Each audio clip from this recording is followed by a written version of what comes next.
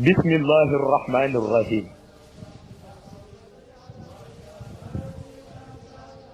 Je commence tout d'abord en rendant la grâce à Allah le Tout-Puissant, l'Omniprésent, l'Omnipotent et l'Omniscient. À son prophète, serviteur et ami, le souverain Mohammed, paix et salut sur lui, qui est l'essence des bienfaits, la lumière des cœurs, la source de la miséricorde divine, le bien-aimé d'Allah, loué soit-il. À son serviteur, fils spirituel du prophète Mohammed, le détenteur des secrets de l'univers, l'intermédiaire direct entre le prophète de l'islam et les autres prophètes, la source du pouvoir absolu, l'essence des mystères, le pourvoyeur des lumières, le dirigeant du gouvernement d'Allah, le calife de Al-Bas, je voudrais nommer son excellence, Mawlaya Cheikh Ahmed ibn Muhammad, Tijani Sharif, radiyallahu ta'ala anhu. Mes chers frères, je voudrais vous faire part de l'histoire d'une lumière qui s'est propagée dans les cœurs et les âmes par la grâce de Cheikh Tijani Sharif. La Salatul Fatih tire son originalité dans la source sacrée de Al-Bast.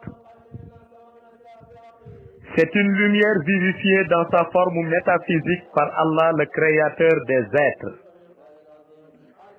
Cette lumière était représentée comme une forme d'étoile dont chacune de ses 5 branches était habitée par un uluhiyat, c'est-à-dire un sentiment de la lumière divine.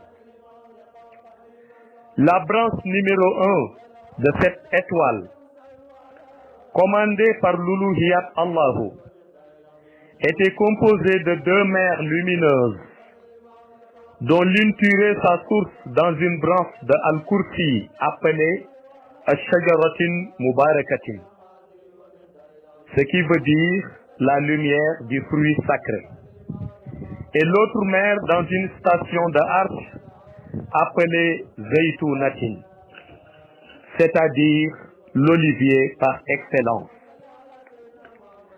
À l'intérieur de cette branche lumineuse étaient assis 10 milliards de malaïkas, entourés par une cercle de clairons de 201 nawamis, ce qui veut dire les anges gardiens du cercle restreint, dans laquelle retentissait la voix de l'excellence. Allahumma salli ala sayyidina Muhammadin il-Fatihi lima ukhliq. Cette lumière que dégageait cette branche constituait une boule de lumière qui submergeait la mer lumineuse de Al-Bas, appelée Bahrul Kanzi.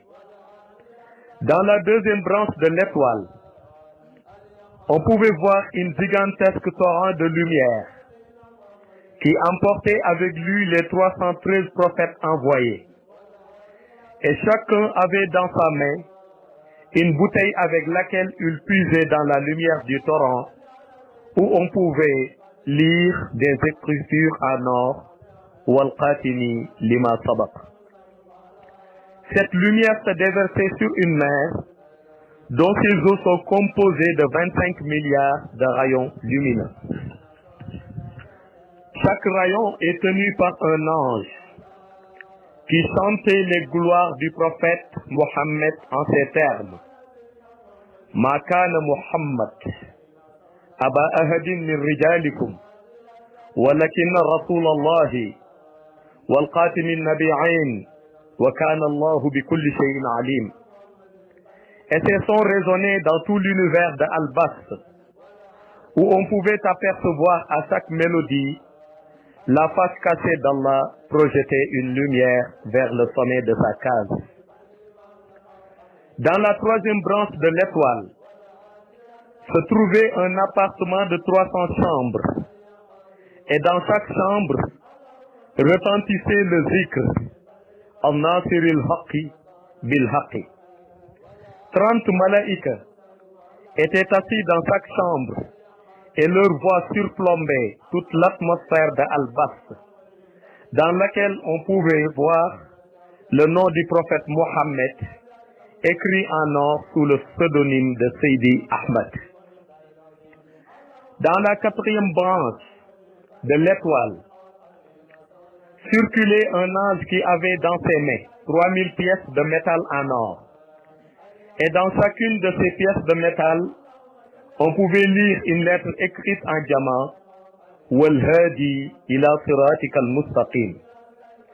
Des anges au nombre incalculable sortaient de ces pièces, d'où s'étaient nichées une vingtaine de mers lumineuses aux couleurs rouges qui prenaient leur source dans un horizon de Al-Bast appelé Nourou Rahmati, ce qui veut dire la lumière de la miséricorde. Dans la 5e et dernière branche de l'étoile, on voyait une montagne de lumière qui tournait autour d'un puits. Il y avait au-dessus du montagne un homme d'une vingtaine d'années qui était assis en train de regarder un phénomène étrange. Cet homme était Mohammed Damraoui. 10 000 anges faisaient comme se laver dans le puits et sortir. Ensuite, un autre nombre incalculable entrait à leur tour et puisait ensemble l'eau du puits qui ressemblait à une lumière verte qu'on pouvait entendre chanter wa ala alihi haqqa qadrihi wa miqdarihi al-azim. On voyait l'étoile vibrer avec ses 5 branches au rythme des anges qui entonnaient en chœur la même chanson que la lumière. Un homme d'une 60aine d'années, au visage rayonnant, me disait: voici une salat qu'aucun des êtres ne pouvait réciter sans que son cœur n'explose. Et c'est là que je vois un homme étrange sorti d'un tunnel qui longeait le paroxysme de la case, entouré par 5 différentes mers lumineuses, dont chacune prenait sa source dans un lieu différent de l'autre. La première mer prenait sa source dans la mer de la lumière divine appelée Bahrul Uluhiyat. La deuxième prenait sa source dans la mer de la prophétie appelée Bahrul Nabawiyat. La troisième dans la mer de la lumière appelée Bahrul Miftah. Le quatrième dans la mer de la pureté appelée Bahrul Kunuz. Et la dernière dans la mer du pouvoir appelée Bahrul Kanzi. Cet homme dirigeait vers le sommet de la case. Il avait l'apparence humaine, âgé de 40 ans. La lumière ruisselait de son front. Ses beaux cheveux étincelaient. Sa démarche était rapide. Il avait l'air d'une personne de caractère exceptionnel. L'odeur de parfum que son corps dégageait était plus délicieux qu'un musc. Il était vêtu d'un manteau rouge qui ressemblait à un soleil entrant en collision avec une lune en fusion. Ses yeux étaient d'un blanc limpide et d'un noir sans trace. Lorsqu'il vous regardait, c'est comme une lampe qui dégage 10 000 watts par tierce. Il avançait d'un pas assuré et arrivait près de l'étoile avec ses 5 miraculeuses branches. Il la prend dans ses mains et s'exclama: je suis le cher Tijani, détenteur de cette salat appelée Salatul Fatiha.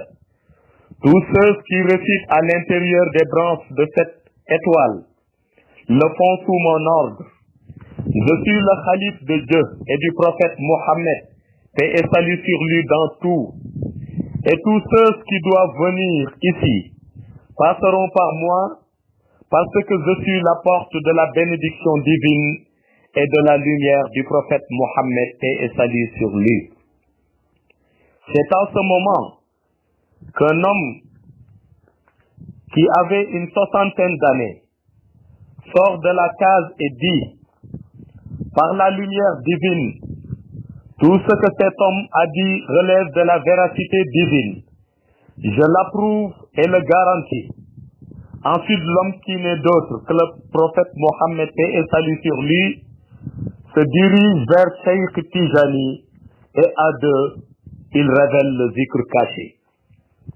Allahumma salli ala sayyidina Muhammadin الفاتح لما أخلق والقاتم لما سبق الناصر الحق بالحق والهادي إلى صراطك المستقيم وعلى آله حق قدره ومقداره العظيم. C'est ainsi qu'une gigantesque boule de lumière éclate l'étoile en 5 morceaux dans lesquels on pouvait lire. Premier morceau, Allahumma salli ala sayyidina Muhammadin il-Fatih lima ukhliqa. Deuxième morceau, Allahumma salli ala sayyidina Muhammadin wal-Qatim lima sabaqa. Troisième morceau, Allahumma salli ala sayyidina Muhammadin an-Nasir al-Haq bil-Haq. Quatrième morceau, Allahumma salli ala sayyidina Muhammadin wal-Hadi ila siratika al-Mustaqim. Cinquième morceau, Allahumma salli ala sayyidina Muhammadin wa ala alihi haqqa qadrihi wa miqdarihi al-azim.